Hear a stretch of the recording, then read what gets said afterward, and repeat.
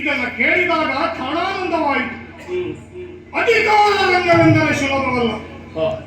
ಹರಿತವಾದಂತಹ ಕತ್ತಿಯ ಧಾರೆಯಲ್ಲಿ ಕಾಲನಿಕ್ಕುವುದು ಎಷ್ಟು ಕಷ್ಟ ಸಾಧ್ಯವೋ ಅಧಿಕಾರ ಎಂದರೆ ಹಾಗೆ.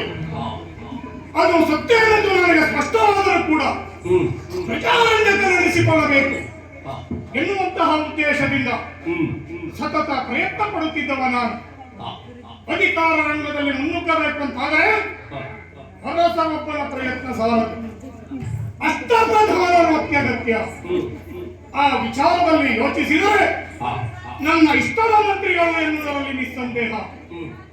ರಾಜಕೀಯ ಸಂಬಂಧಪಟ್ಟಂತಹ ವ್ಯವಹಾರದಲ್ಲಿ ಒಂದಿಷ್ಟು ಕುಂದದ ಕಾಣುವ ಸಾಧ್ಯತೆ ಇಲ್ಲ. ಇನ್ನು ನಮ್ಮ ಮುಂಚಾವಳಿ ಆ ಬಗ್ಗೆ ಯೋಚಿಸಿದರೆ ಅತ್ಯಂತ ಹೆಮ್ಮೆಯನ್ನು ಹೊಂದಬೇಕು. ಧರಣಿ ದೇವಿಯ ಉಭಯ ನೇತ್ರಗಳು ಎಂಬ ಹಾಗೆ ಸೂರ್ಯವಂಶ ಮತ್ತೆ ಚಂದ್ರವಂಶ, ಈ ಸೂರ್ಯಾನ್ವಯದ ಅರಸು ಮಕ್ಕಳು ಅದೆಷ್ಟೋ ಮಂದಿ ಈ ಸಿಂಹಾಸನವನ್ನು ಏರಿ ಆಳಿ ಬಾಳಿ ಬೆಳಗಿದವರಿದ್ದಾರೆ. ನೆನಪಿಸಿಕೊಳ್ಳಬೇಕಾದಂತಹ ವ್ಯಕ್ತಿಗಳು ಸಗರ, ದಿಲೀಪ, ಮಾಂಧಾತ ಮುಂತಾದವರು.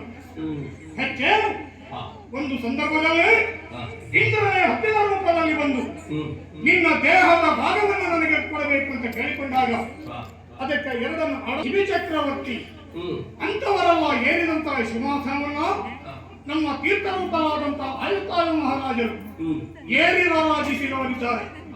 ಅವರಿಂದಲೇ ನನ್ನ ಪಾಲಿಗೆ ಇದು ಲಭ್ಯವಾದದ್ದು. ಅಧಿಕಾರವನ್ನು ವಹಿಸಿಕೊಂಡಂತಹ ನಾನು ಹಿರಿಯವರ ಕೀರ್ತಿಗೆ ಮಲಿನತೆ ಬಾರದಂತೆ ಸಾಗುತ್ತಾ ಬಂದವ ನಾನಿದ್ದೇನೆ. ಸೂರ್ಯವಂಶದ ಅರಸು ನಾನಾಗಿ ನಡೆಯುತ್ತಿದ್ದರೆ ಚಂದ್ರವಂಶದಲ್ಲಿ ಒಬ್ಬ ಇದ್ದಾನೆ. ಅವನು ಚಕ್ರವರ್ತಿ ಅನಿಸಿಕೊಂಡವ ನನಗತಿಯ ಆತ್ಮೀಯ. ಅವನೇ ನಿಷಾದದ ದೊರೆಯಗಳ ಚಕ್ರವರ್ತಿ. ನನ್ನ ಮತ್ತ ಅವನಲ್ಲಿ ಇದ್ದಂತ ಆತ್ಮೀಯತೆ ಅಷ್ಟು. ಯಾವಾಗಲೂ ನಾವು ಸಭೆಯನ್ನು ಕೊಟ್ಟಾಗ ಅವನ ಸಭೆಯಲ್ಲಿ ನನ್ನ ಹೆಸರು, ನನ್ನ ಸಭೆಯಲ್ಲಿ ಅವನ ಹೆಸರು ಬಾರದೆ ಹೋದ ದಿನಗಳೇ ಬಹಳ ಕಡಿಮೆ.